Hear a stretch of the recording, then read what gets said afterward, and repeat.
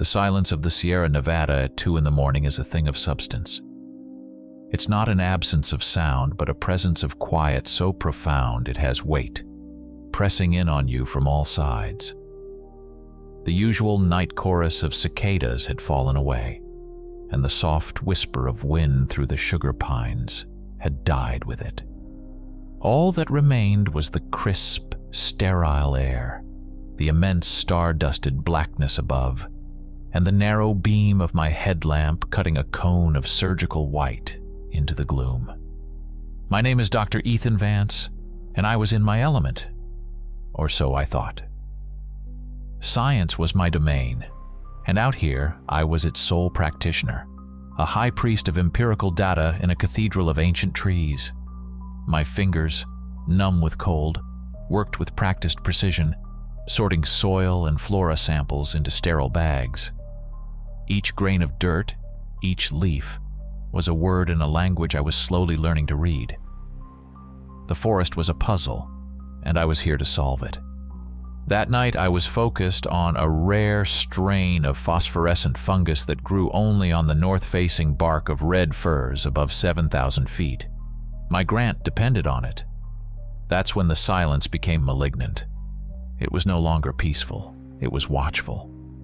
The feeling started at the base of my neck, a prickling sensation like 1,000 tiny needles, the kind of ancient, hardwired dread that bypasses rational thought. I froze, my hand hovering over a Petri dish. My own breathing sounded like a blacksmith's bellows in the stillness. I swept the beam of my headlamp across the tree line, its light snagging on the rough bark of cedars and the dark, empty spaces between them. Nothing. Just trees. I shook my head, a small, nervous laugh escaping my lips. Get a grip, Vance. It's a mountain lion. Or a bear. I was a man of logic. I dealt in facts, in observable phenomena. Fear was a chemical reaction, a series of electrical impulses in the amygdala. It could be controlled. It could be dismissed.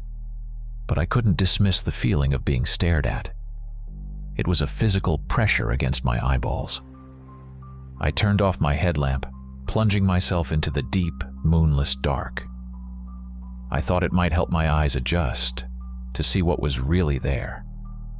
It was the worst mistake I could have made. Stripped of my artificial light, my other senses screamed to life. The scent of pine and damp earth was suddenly overwhelmed by something else. Something coppery and foul, like a butcher's shop left to bake in the sun. It was the smell of old blood and hot, musky fur. A branch snapped behind me. Not the sound of a deer's light tread or a bear's heavy plodding. This was a sharp, deliberate crack, followed by a low sound that vibrated through the soles of my boots. A growl, but twisted, distorted. It had a strange, guttural cadence to it, like a human trying to imitate a beast and failing horribly. I scrambled for my headlamp, fumbling with the switch. My heart hammered against my ribs, a frantic prisoner trying to beat its way out. The light flickered on, wild and uncontrolled as my hand trembled. It slashed across the darkness and found them. Eyes. 2 points of sickening, jaundiced yellow burning with a cold, intelligent light. They weren't the reflective green of a cat or the dull gleam of a canine. They were human-like in their intensity, yet utterly devoid of humanity. They were maybe 30 feet away, low to the ground. The thing they belonged to was a mass of shadow, a suggestion of matted fur and bunched muscle, too big to be a wolf, too lean to be a bear. It was built wrong. Panic, cold and absolute, seized me. I didn't scream. The air was trapped in my lungs. I stumbled backward, my feet tangling in the roots of a giant red pine. The thing moved. It didn't run or pounce. It flowed out of the darkness, a tide of impossible speed. The last sound I heard clearly was the inhuman shriek that ripped from its throat as it closed the distance. A sound of agony and rage fused into one. Then chaos. A blur of movement, the stench of its breath washing over me, hot and rotten. A flash of teeth, impossibly long like ivory daggers. I threw my arm up to protect my face, and a pain so white-hot and blinding erupted in my shoulder that the world dissolved into a smear of color. It felt like my arm was being torn from its socket. I was lifted, then slammed against the unyielding trunk of the red pine. The impact knocked the wind out of me, and my vision swam with black spots. Lying on the ground, gasping, I saw the creature loom over me. Its yellow eyes were fixed on my throat. This was it. This was the end. But then, something strange happened. The thing paused. Its head snapped to the side, looking deeper into the forest, as if it heard something I couldn't. A low, fearful whine escaped its throat. Without a second glance, it spun around and vanished back into the trees. It didn't run away. It was gone, as if the darkness had simply reclaimed it. As if something else, something even worse, had scared it off.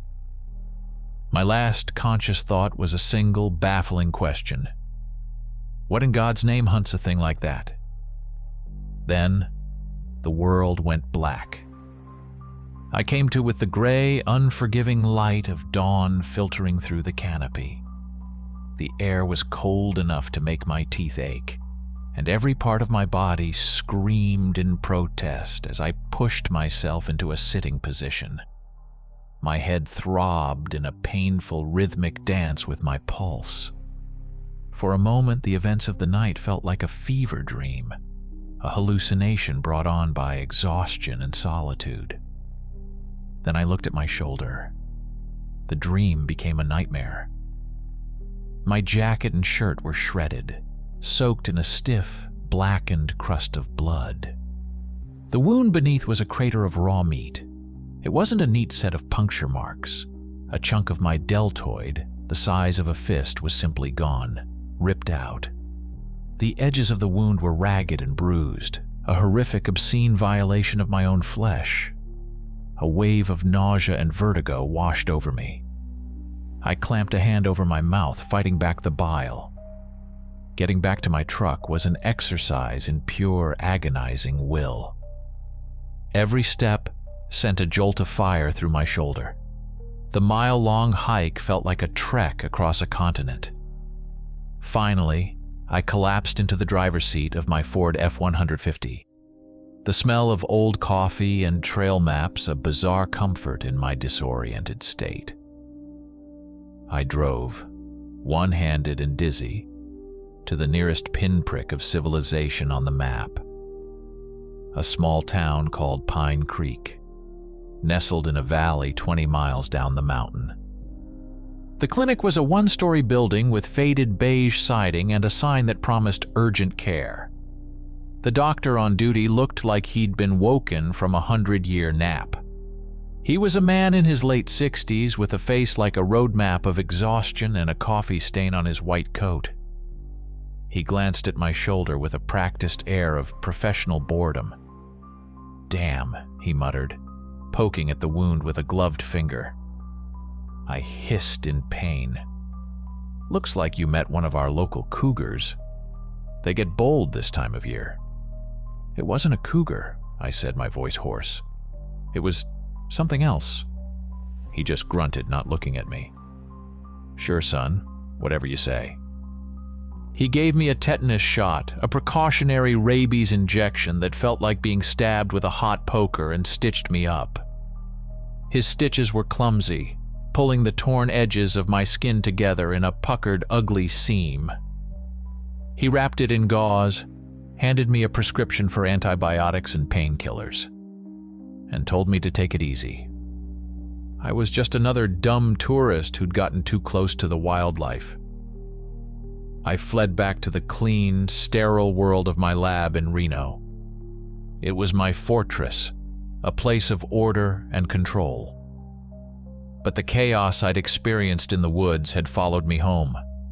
I tried to work, to focus on my data, but the letters and numbers on my screen swam before my eyes. The wound on my shoulder was a constant throbbing distraction. And it was healing wrong. I mean, frighteningly wrong. By the third day, the pain had vanished completely. By the fifth, the inflammation was gone.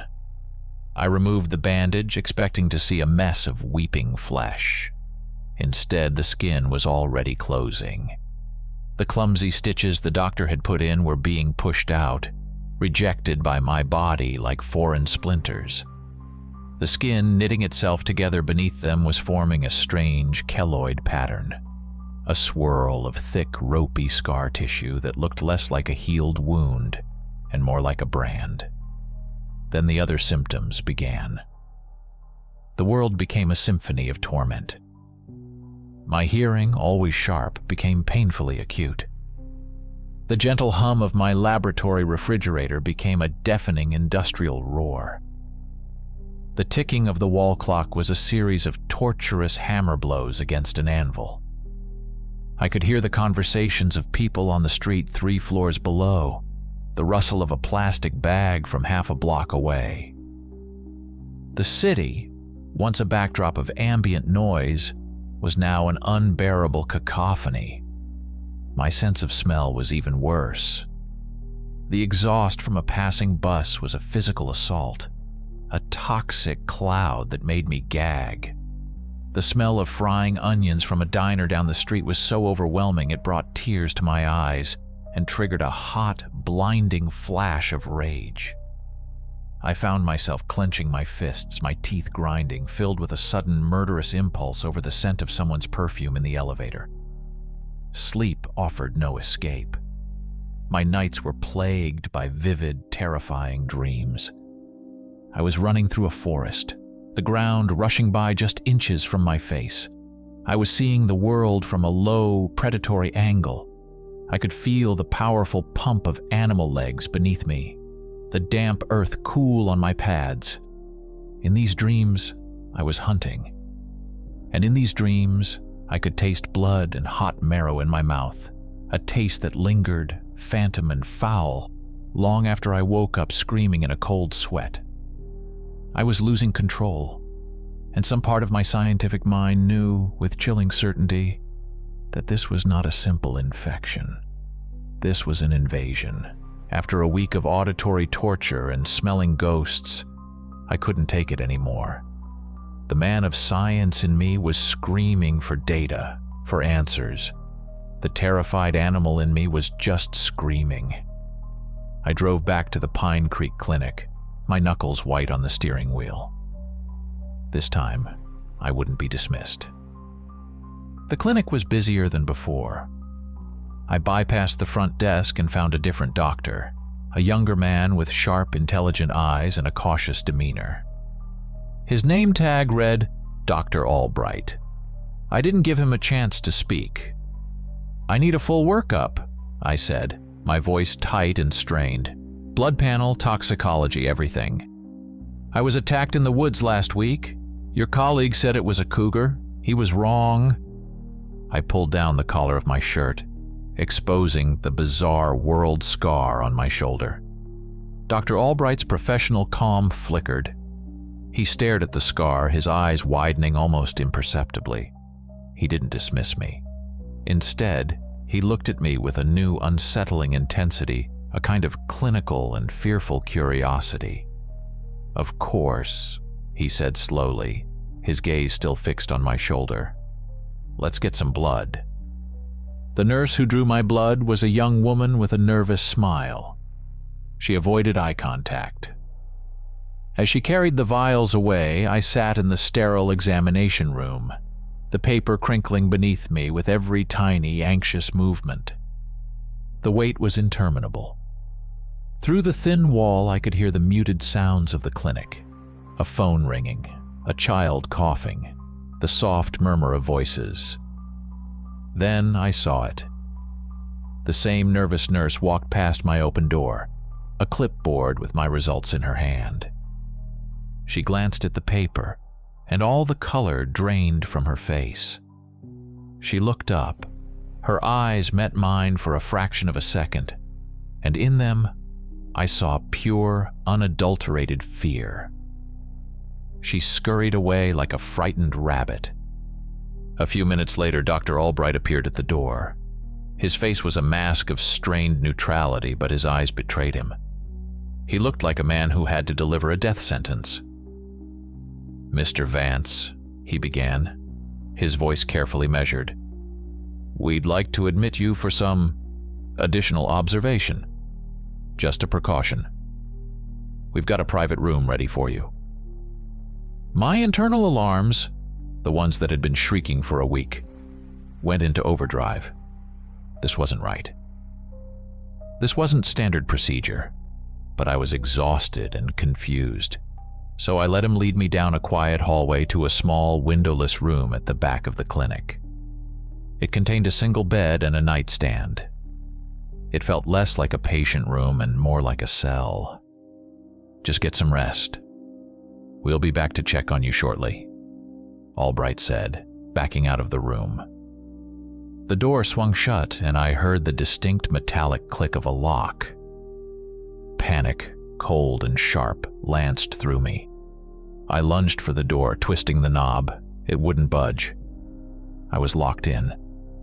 I pressed my ear against the cold wood, my hyper-acute hearing a sudden, terrible gift. I could hear Albbright talking to someone in a hushed, urgent tone just down the hall. "No doubt about it. The marker is positive."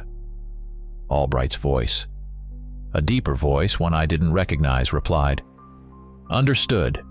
Protocol Lycan is activated. Are you securing the asset?" "He's isolated." "How far out is the containment team?"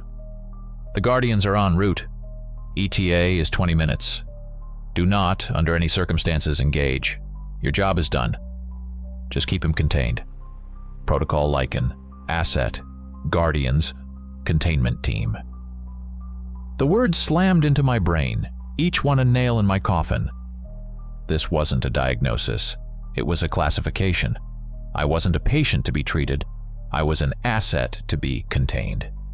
And the name Guardians didn't sound like doctors. It sounded like executioners. The scientific, rational part of my mind shattered. All that was left was a primal, cornered animal terror. I had to get out. Now. I glanced around the room, my eyes wild. The door was solid. No way through. But there was a small bathroom attached. Inside, a tiny, frosted glass window, maybe 2 feet square, was set high in the wall above the toilet. It was meant for ventilation, not escape. It was impossible.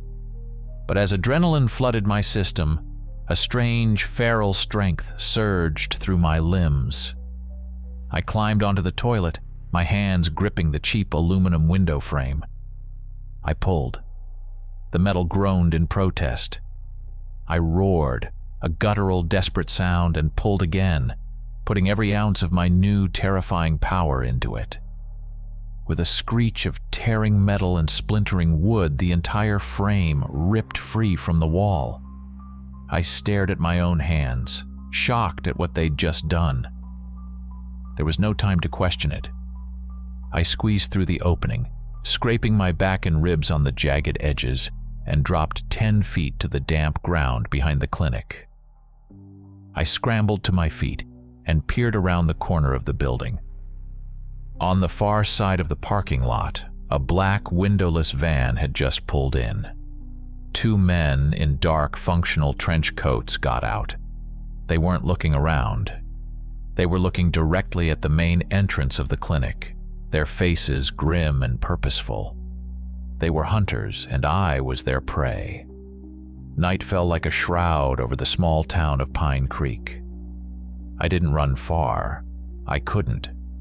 The men in the black van, the Guardians, would be searching the roads, the obvious escape routes. My only chance was to understand what I was running from. I needed the truth, and only one person here could give it to me, Dr. Albbright. Hiding became instinct. My senses, a torment in the city, were now my greatest weapon. I moved through the deepening shadows of the town's back alleys, silent as a wraith. The scent of pine needles, damp earth, and distant wood smoke guided me. I could smell the ozone from a flickering street lamp half a block away, hear the scuttling of a mouse inside a wall. I tracked Albbright not by sight but by scent. The faint, lingering aroma of antiseptic soap, stale coffee, and a specific, cloying brand of aftershave. It led me to a modest, two-story house on a quiet, tree-lined street. I didn't knock. The lock on his back door was a simple thing, and my newfound strength made short work of the frame's weak points. I slipped inside his home as easily as a cat through an open window. The house was quiet. A television murmured in the living room. I followed the scent to his study. He was sitting in a worn leather armchair, a glass of whiskey trembling in his hand, staring at nothing. He didn't notice me until I was standing in the doorway, the dim light from the hallway casting my shadow long across his desk. He looked up and his face collapsed into a mask of pure terror. He didn't scream. He just made a small, choking sound, the whiskey glass slipping from his nerveless fingers and shattering on the hardwood floor. I didn't move. I didn't have to. I let the silence stretch. Let him see the change in me. The fear of the panicked patient was gone, replaced by the cold, predatory calm of something else. My eyes, I knew, were catching the light in a way they never had before. I was the monster from the woods now, brought into the sterile safety of his home. "Who are they?" I asked.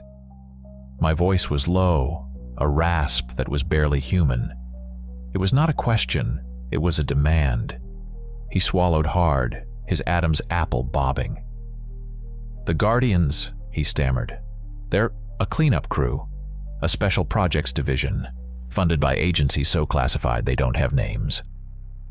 "And Protocol Lichen?" He flinched at the word. "It's the official designation for the infection." He finally looked at me, his eyes full of a grim, pitying honesty. "It's called lycanthropic retrovirus, LRV7. That's the scientific name they gave it anyway. It's not really a virus. It's more like a prion, but one that actively rewrites the host's DNA. It attacks the limbic system, the brainstem. It rebuilds you from the inside out." He took a ragged breath, the words spilling out of him now, a torrent of confession. "It's a national security secret, deeper than the Manhattan Project. They've been dealing with outbreaks for decades, maybe longer. Small ones, mostly. In remote areas, hikers, hunters, people who disappear and are never found. The official story is always a wild animal attack." I took a step into the room. He shrank back in his chair. "So, what happens now?" Albbright shook his head, his face pale and slick with sweat. "There's no treatment. There's no cure. Once the marker shows up in the blood work, the protocol is absolute. Isolate and neutralize. That's their term for it. They bring you in, study you for a few days, and then they end it. They can't risk you getting out. They can't risk you turning." He looked at me, and for the first time, I saw not just fear, but a profound sadness in his eyes. "They're not going to stop looking for you, Vance. They never stop. They are methodical, patient, and they have unlimited resources. They're probably tracking your credit cards, your cell phone, everything. They already know who you are. They are coming for you." He leaned forward, his voice a desperate whisper. "They will not leave you alive, son. Your only chance is to disappear, to become a ghost, because they are already hunting you." The truth was a shard of ice in my gut. I wasn't sick. I was cursed. I wasn't a patient. I was a target. Albright's words echoed in my head. "They are already hunting you." I left his house and melted back into the night, my mind racing. My truck was a beacon. My credit cards were a trail of breadcrumbs. My entire life, every digital footprint and paper trail, was now a weapon being used against me. I needed to vanish. I found what I needed on the edge of town. An old, beat-up Chevy pickup, left with the keys in the ignition outside a dimly lit tavern. Stealing it felt less like a crime and more like a necessary act of survival. I drove north, away from the small towns, away from the highways, pushing the rattling truck toward the one place on earth I might be safe. The one place that was truly off the grid. Lake Tahoe. My father had owned a small, rustic cabin on the western shore, tucked away on a private, unpaved road miles from the tourist-choked beaches. He'd built it with his own hands. After he died, I'd never had the heart to sell it. It just sat there, a monument to a past I rarely visited. Now, it was my last refuge. As I drove through the winding mountain roads, the darkness outside the windows absolute, memories surfaced like ghosts. My father teaching me how to cast a fishing line from the rickety wooden dock. The smell of pine needles and bacon cooking on a cast-iron skillet in the morning. The deep, profound silence of the lake at dawn. It was a place of peace, of safety. Now I was running to it not for comfort, but to hide my own monstrosity. The irony was a bitter pill. I arrived well after midnight. The truck's headlights cut through the darkness, illuminating the cabin. It looked smaller, more dilapidated than I remembered. The wooden porch sagged, and peeling paint hung from the window frames like sunburnt skin. I killed the engine, and the silence of the lake rushed in to fill the void. This was a different quiet from the one in the forest. It was a deep, ancient calm. I pushed open the door, and the smell of stale air, dust, and mice hit me. A fine layer of grime covered every surface. In the beam of my flashlight, dust motes danced like tiny spectral insects. I walked over to a large, tarnished mirror hanging over the stone fireplace.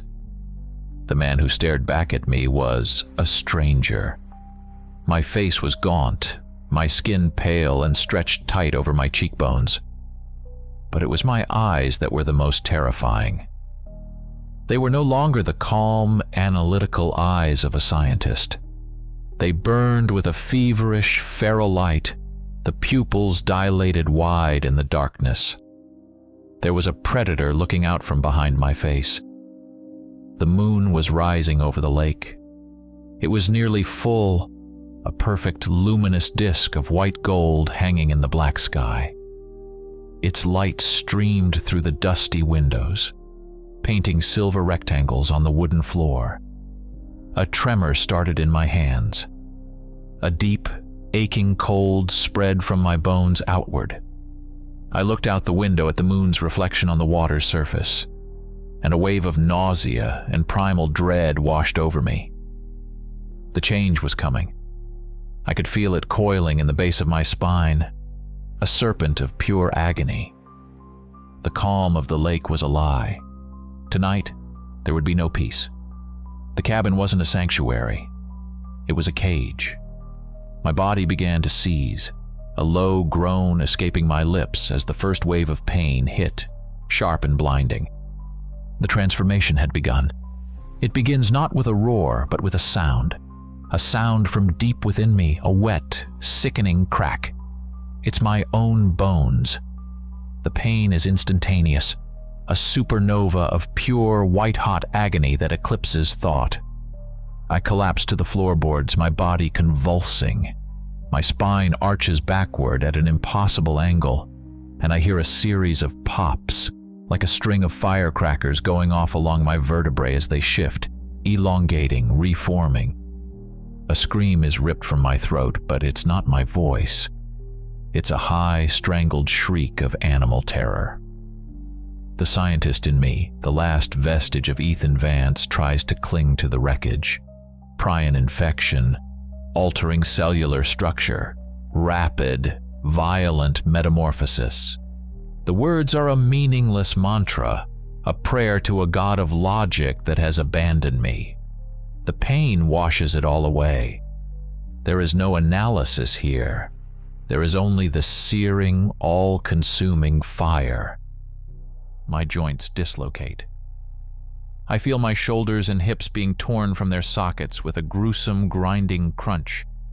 My limbs are being stretched, twisted, remade. I can feel the muscles in my legs and back bunching, tearing, and knitting themselves back together into new, more powerful configurations. It feels like I'm being turned inside out. The smell of my own sweat and fear is thick in the air, mingling with the scent of hot, coppery blood as the skin across my back splits open under the strain. I try to crawl to escape my own body, but my hands are useless. My fingers are breaking, fusing together. The nails thicken, yellow, and push outward, curving into thick black claws that gouge deep furrows in the wooden floor. I look at them, my hands, the hands that held test tubes and wrote scientific papers, and they're not mine anymore. They are becoming paws. My jaw unhinges with a sickening snap. My teeth ache with a pressure that feels like it will split my skull. They are growing, sharpening, pushing out of my gums as my face elongates, the bone structure shifting into a brutal, predatory snout. My tongue is thick and clumsy in my new mouth. A hot, stringy drool spills onto the floor. My cry of pain has now descended into a low, guttural growl that vibrates through my entire chest cavity. My senses are on fire. The moonlight streaming through the window is no longer just light. It's a physical force, a command. It burns my retinas, but I can't look away. It's pulling on something deep inside me, a tide of instinct that is drowning the last shores of my humanity. The smell of dust and old wood in the cabin is an irritant, but beneath it, I can smell the life outside. I can smell a deer a mile away, the warm blood pumping through its veins.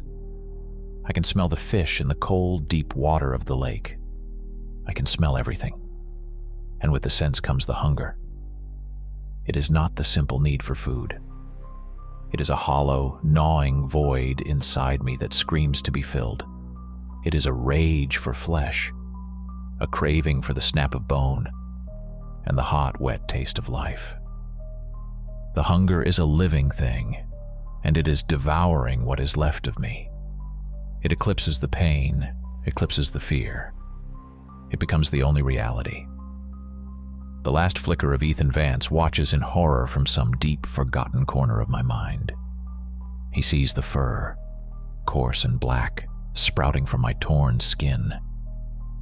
He sees the world through eyes that are now a sickly, glowing yellow. He feels the final, agonizing contortion as my body settles into its new, monstrous form. He has one last, coherent human thought, a silent plea to a deaf heaven. Oh God, no. Please make it stop. Then he is gone, erased. There is no more pain. There is no more fear. There is no more Ethan. There is only the beast. There is only the moonlight. And there is only the hunger. With a roar that shakes the cabin to its foundations, the creature that was once me smashes through the front door, splintering the frame, and disappears into the silvered darkness of the woods, a hunting shadow under the cold, hungry moon. I woke to the biting cold of the rough-hewn floorboards against my naked skin. A pale, watery sunlight filtered through the shattered remains of the front door, illuminating a scene of utter devastation. The cabin was a wreck. A table was overturned, its legs snapped. Deep, claw-like gouges scarred the walls and floor.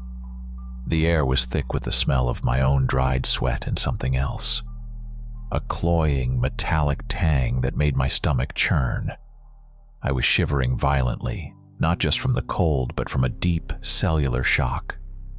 My body ached with a dull, phantom pain, the memory of trauma. I stumbled to my feet, my legs unsteady, and looked down at myself. I was covered in grime and dried blood. It was dark, almost black, and flaked off my skin like dried mud. It wasn't mine. There were no fresh wounds on me, only the strange, ropey scar on my shoulder and a latticework of new white lines where my skin had split and healed overnight. My mouth tasted vile, like old pennies and rancid meat. A wave of memory, fractured and nightmarish, washed over me. The forest at night, seen from a terrifying new perspective. The thrill of the chase. The feeling of immense power. The taste. I staggered into the small bathroom and retched into the toilet, heaving until my stomach was empty. I turned on the shower, the water pressure weak and cold, and scrubbed at my skin, trying to wash away the blood, the smell, the memory. But it was inside me. A new kind of hunger was gnawing at my insides. It was different from the monstrous, all-consuming hunger of the night before. This was a human hunger, but it was ravenous, desperate. I hadn't eaten in what felt like days. I pulled on a pair of old jeans and a flannel shirt I found in a closet, the fabric rough against my hypersensitive skin. I had to get food. The nearest settlement was a small lakeside village a few miles down the road. Little more than a general store, a gas station, and a few dozen houses. As I drove the stolen Chevy down the winding road, I saw them. Police cars and an ambulance, their lights flashing silently in the crisp morning air, clustered around a small A-frame house about a half-mile from my own. Yellow police tape was stretched between the pine trees. It was the only other house on this secluded stretch of road. Old Man Henderson's place. I'd met him once years ago, a harmless retiree who loved to fish. A woman, probably his daughter, was standing by a police cruiser, weeping into her hands. A cold dread, heavy as a gravestone, settled in my gut. I kept driving. The general store was quiet. The man behind the counter, a heavy-set guy named Frank, had a face as pale as uncooked dough. He kept glancing nervously out the window toward the commotion down the road. "Morning," I muttered, grabbing a loaf of bread and a jar of peanut butter from a shelf. My hands were shaking. "Not much of a good one," Frank said, his voice low. "You hear what happened down at the Henderson place?" I shook my head, my mouth suddenly dry. "God, awful," he continued, ringing up my items without looking at them. "Police are saying some kind of animal, a bear maybe, broke in last night, tore the whole place up, tore him up." He shuddered, looking at me with wide, fearful eyes. "They said it was a slaughter. Never seen anything like it. But the tracks. The deputy told me the tracks are weird. Too big for a wolf, wrong shape for a bear. Just wrong." I paid him in cash, my fingers feeling clumsy and alien. I couldn't eat. The bread and peanut butter in the bag suddenly seemed like ash and dust. I walked out of the store into the cold, bright sunlight. The image of the weeping woman, the flashing lights, the talk of a slaughter. It all coalesced into a single, undeniable truth. The blood I'd washed off my body. The taste of meat in my mouth. The carnage at my neighbor's house. I looked at my hands, at the fingers that had held a scalpel, a pen, a test tube. I saw the dirt beneath the nails, the faint red stain in the cuticles. The snow around Henderson's house, pristine and white yesterday, would be red this morning. And I knew, with a certainty that hollowed me out from the inside, that I was the one who had painted it. I returned to the cabin in a daze of self-loathing and horror. I was a murderer, a monster. The scientific mind that had once defined me was now just a terrified spectator, cataloging the atrocities committed by the beast that wore my skin. I sat on the edge of the dusty bed, the untouched bag of groceries on the floor beside me, trying to piece together a plan. But there was no plan. There was only the ringing in my ears and the memory of what I had done. A sound from outside broke my stupor. A single sharp crack of a twig breaking under a heavy foot. It wasn't the sound of a deer or a squirrel. It was the sound of a man trying and failing to be silent. My heart seized. My head snapped up, my senses screaming a warning. I crept to the grimy window and peered through a gap in the frame. Two figures stood at the edge of the tree line, about 50 yards away. They wore the same dark, functional trench coats I'd seen in the clinic parking lot. The guardians. One was older, his hair a shock of silver gray, his face etched with lines of weariness. The other was younger, with a cocky, arrogant set to his jaw. They weren't looking at the cabin. They were studying the ground, reading the tracks the beast had left when it had burst from the house the night before. My tracks. They had found me. Panic gave way to a surge of pure primal survival instinct. My mind cleared. I wasn't Dr. Vance anymore. I was prey. I turned and bolted for the back door, a small, flimsy exit leading to the thick woods behind the cabin. I wrenched it open and launched myself outside, only to skid to a halt. He was waiting for me. The young one. He stood there, legs braced, a heavy, black tactical baton in his hand. A smirk played on his lips. His eyes were cold, filled with a dismissive contempt. He'd anticipated my move. "Nowhere to run, filth," he sneered, his voice dripping with arrogance. "Just lie down and make this easy." His name, I would later learn, was Cole. He lunged, swinging the baton in a vicious arc aimed at my head. I reacted without thinking. Time seemed to slow down. I ducked under the swing, the baton whistling past my ear, and drove my shoulder into his chest. The feral strength that had torn a window from its frame now surged through me. Cole was thrown backward as if he'd been hit by a car, a grunt of surprised pain escaping his lips. He stumbled, lost his footing, and his head connected with the exposed root of a pine tree with a sickening wet crack. He crumpled to the ground, motionless.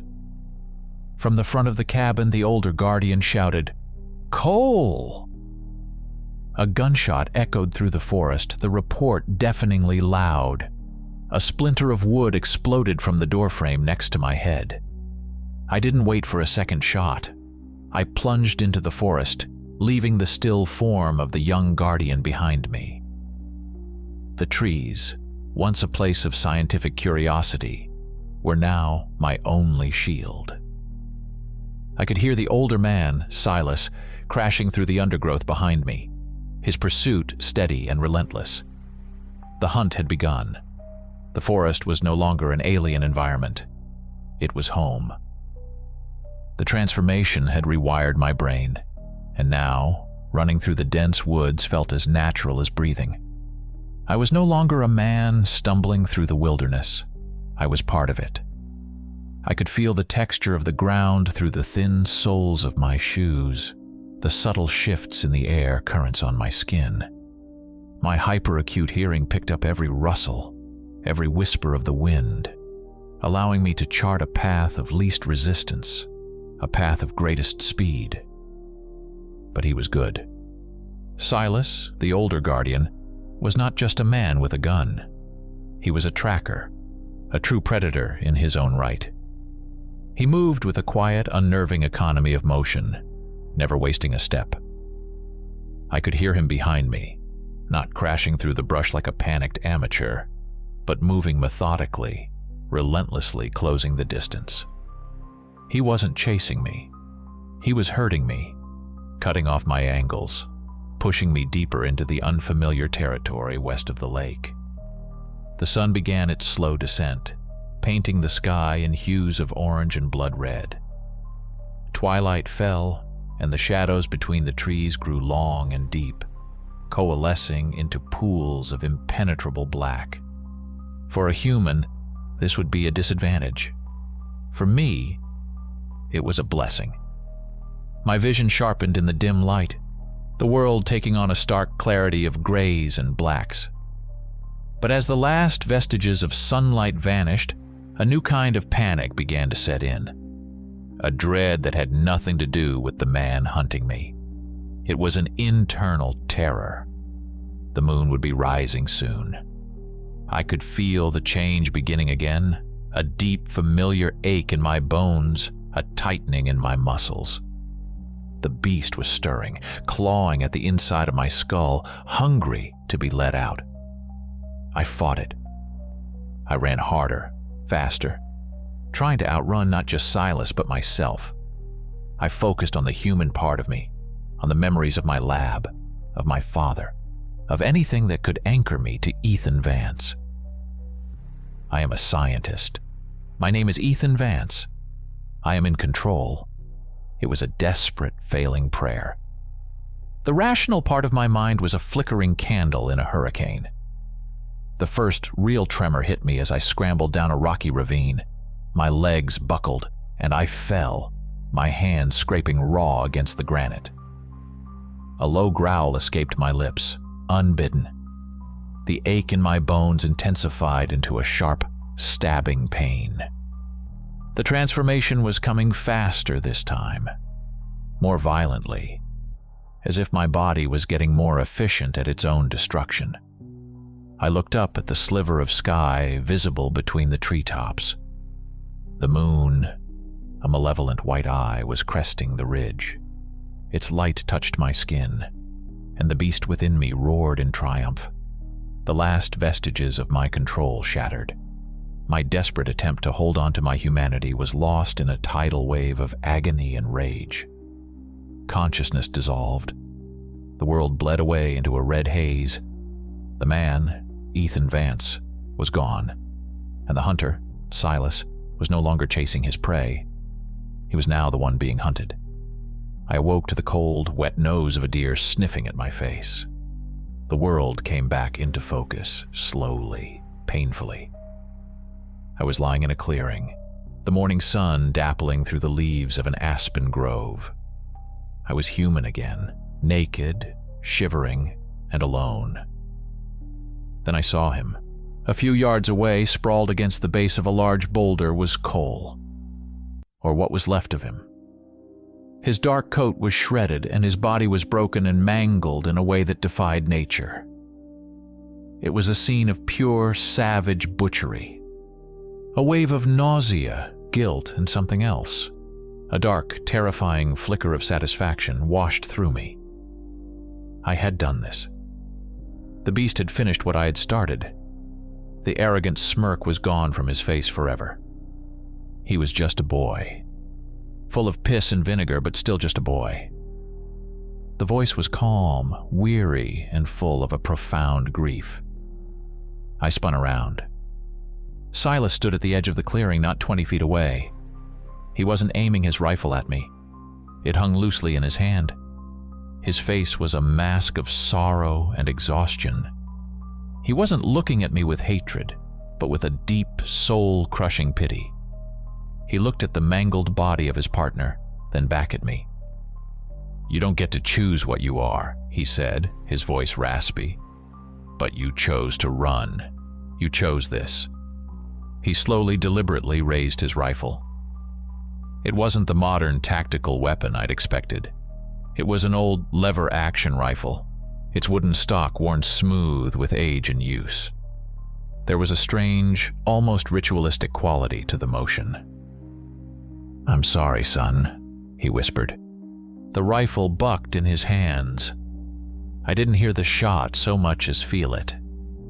A searing electric pain exploded in my side, just above my hip. It was unlike any pain I had ever felt.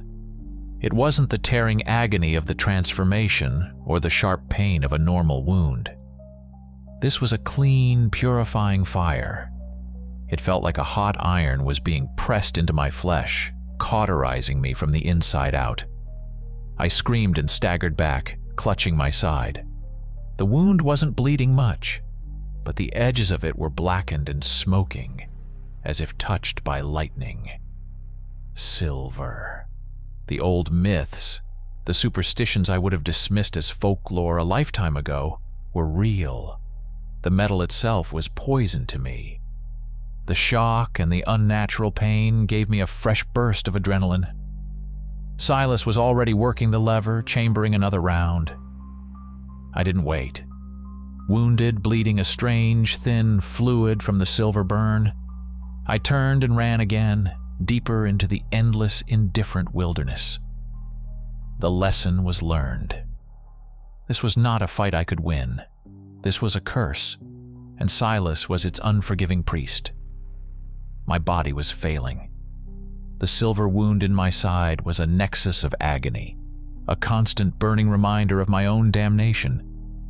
Every step was a fresh torment. I couldn't outrun him anymore. My stamina, both human and inhuman, was gone. All I had left was cunning. I found what I was looking for near a deep, rock-strewn ravine. A narrow game trail ran along its edge, with a sheer drop of 50 feet to the jagged rocks below. I concealed myself in a thicket of manzanita, my breath coming in ragged gasps, and waited. The scientist in me was gone, but the strategist remained. Minutes later, Silas appeared. He moved with the same weary purpose, his old rifle held at the ready. He was tracking the spots of blood I'd left, his eyes fixed on the ground. He was so focused on the trail that he didn't see the trap until it was too late. I burst from the bushes, not with a roar, but with a desperate human cry. I slammed into him, using the last of my strength. He was caught off guard. We tumbled together onto the narrow path, a chaotic mess of limbs. His rifle flew from his hands, skittering over the edge and clattering down into the ravine. We wrestled for a moment, two exhausted, wounded animals fighting on the brink of a cliff. I was stronger, but he was a fighter. He landed a solid punch on my jaw, but the silver wound was draining my will. I managed to get on top of him, pinning his arms, my face inches from his. He didn't struggle further. He just lay there, breathing heavily, and looked up at me. There was no fear in his eyes, only a profound, tragic acceptance. "It has to be a cure," I yelled, my voice cracking, spittle flying from my lips. "An antidote. You're part of some government agency. You have labs, scientists. You have to know how to reverse this." Silas stared at the gray sky above, a sad, faint smile touching his lips. He slowly shook his head. "We're not scientists, kid. We're just the janitors. The government. They found out about us, not the other way around. They use us, fund us, call us guardians, and give us fancy protocols." He turned his gaze back to me, and his eyes were ancient. "This isn't a virus. That's just a name they invented so their reports make sense. This is a curse. It's as old as these mountains, as old as the moon. It's in the soil, in the water, in the bloodline of this land. There is no cure for the tide, son. There is no antidote for the rising of the moon." He took a ragged breath, a trickle of blood leaking from the corner of his mouth where I'd hit him. "There's no medicine," he said, his voice dropping to a whisper. "There's only mercy. The silver. It's the only mercy we can offer. Let me give that to you. It's a cleaner end than what you gave my boy." His words hung in the cold mountain air, a final, unassailable truth. A curse. Not a problem to be solved, but a sentence to be served. All my life, I had believed in answers, in solutions, in the power of the human mind to overcome any obstacle. Now, I was faced with a reality that had no answer. I looked down at the old man lying beneath me. His body was bruised and broken, his face a mask of pain and grief. I could feel the thrum of the beast's power still coiled within me, a dark and terrible spring. I could end him. I could snap his neck, tear him apart, silence the voice that had delivered my death sentence. The hunger, even in this human form, whispered to me, urging me to do it. But I looked at my hands, stained with dirt, and the memory of Cole's blood. I saw the weeping woman by the police car. I saw the wreckage of my life. And I saw the flicker of humanity that Silas, my hunter, my would-be executioner, had shown me. He wasn't a monster. He was a man doing a terrible job, trapped in this ancient war just as I was. I couldn't do it. I couldn't kill again. But I wasn't ready to die either. With a groan, I pushed myself off him. I stood, swaying on my feet, the silver wound screaming in protest. I looked at Silas, wounded but alive, and made my choice. I turned my back on him and limped away, leaving him by the edge of the ravine. I was choosing something other than the binary options of killer or victim. I was choosing to endure. I stumbled into the endless expanse of the Sierra Nevada, a ghost in my own life. Dr. Ethan Vance, the man of science, was dead. What remained was a myth, a creature of the deep woods, a fugitive, hunted by the last remnants of an ancient order and haunted by the beast that slept inside my own blood. There would be no cure. I knew that now. There would only be the search, the desperate eternal hope for one to keep the man alive. And there would be the nights.